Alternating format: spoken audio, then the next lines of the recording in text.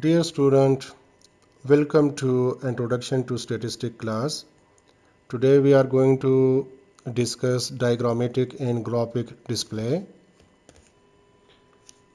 So one of the most convincing and appealing way in which statistical result may be presented is through graph and diagram.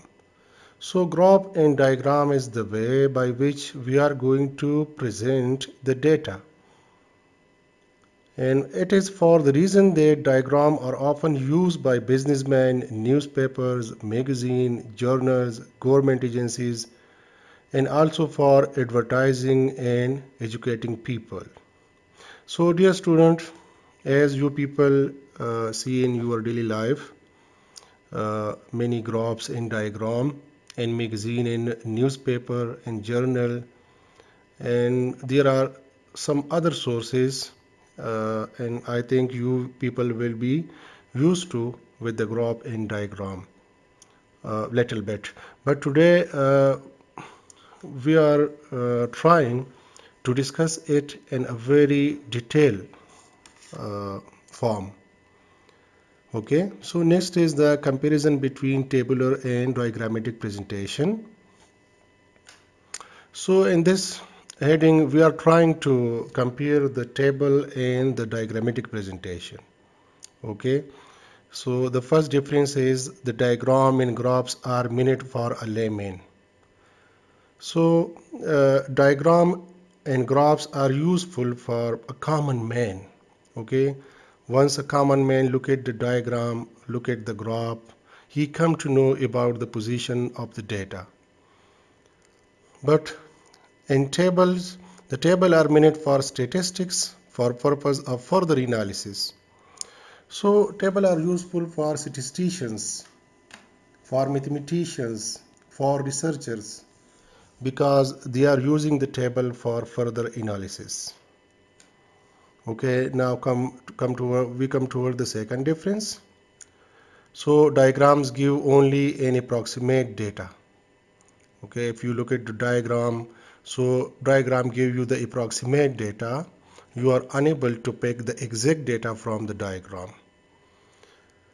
But if we come to the table, so table contain precise figures, exact value can be read from table. So from the table we are able to read the exact figure, the exact value. Okay, the third difference between diagram and table is diagram can be more easily compared and can be interpreted by a layman.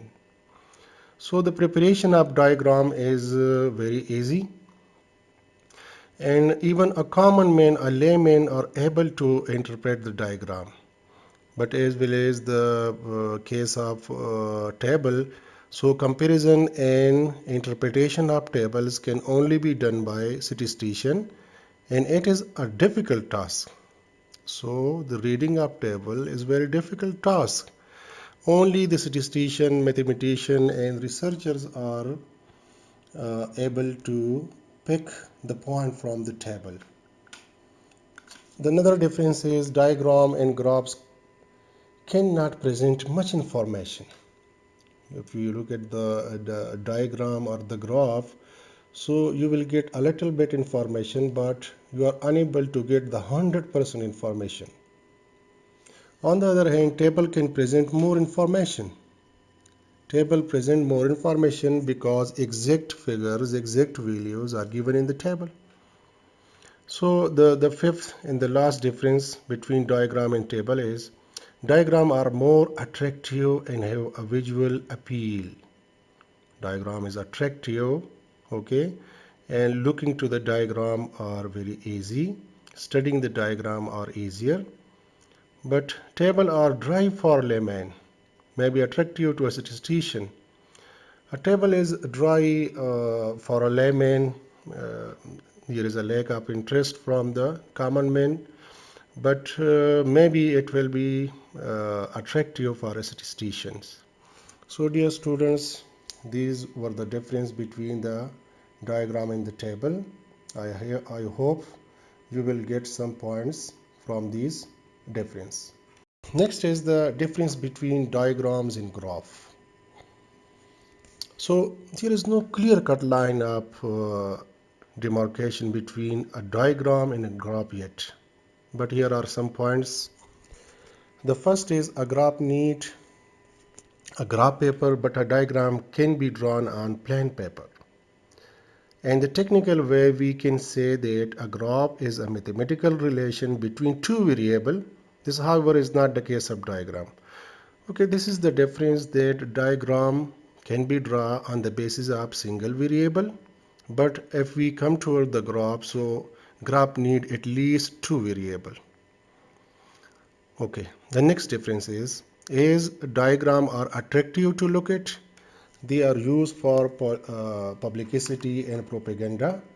Graph, on the other hand, are more useful to statistician and research worker for the purpose of further analysis.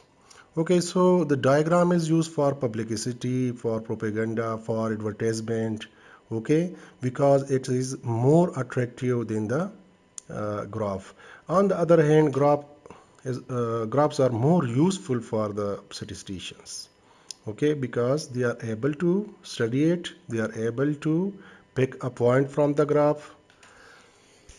Okay, students, the another difference is for representing frequency distribution, diagram are rarely used when compared with graph.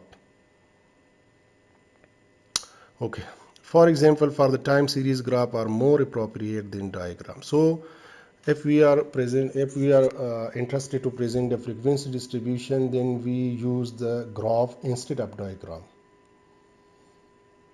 Next topic is the general principle of constructing diagram. It's very easier principle. The diagram should be simple, so try to make the diagram as simple as possible. Next, each diagram must be given a clear, concise, and suitable title without damaging the clarity. Each diagram must have a clear and concise, suitable title. Okay. So the next is the proper proportion between height and width must be maintained in order to avoid an unpleasant look.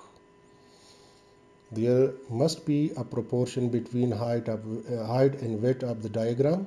Okay, it's not look very better if the height is comparatively very large from the width, or width is comparatively very large from the height. So we must maintain the proper proportion of height and width of the diagram. Next is select a proper scale. It should be an even number or in multiple of 5 or 10.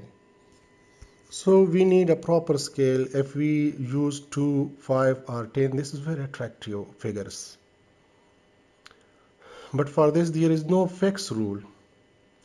Okay, the next is in order to clear certain points, always put footnotes. We must use footnotes to clear certain points of the diagram.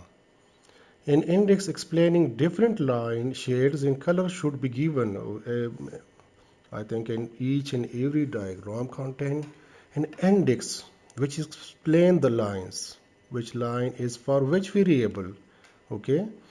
Next is the diagram should be absolutely neat and clean. It should be neat and clean because we use it for presentation of data. Okay.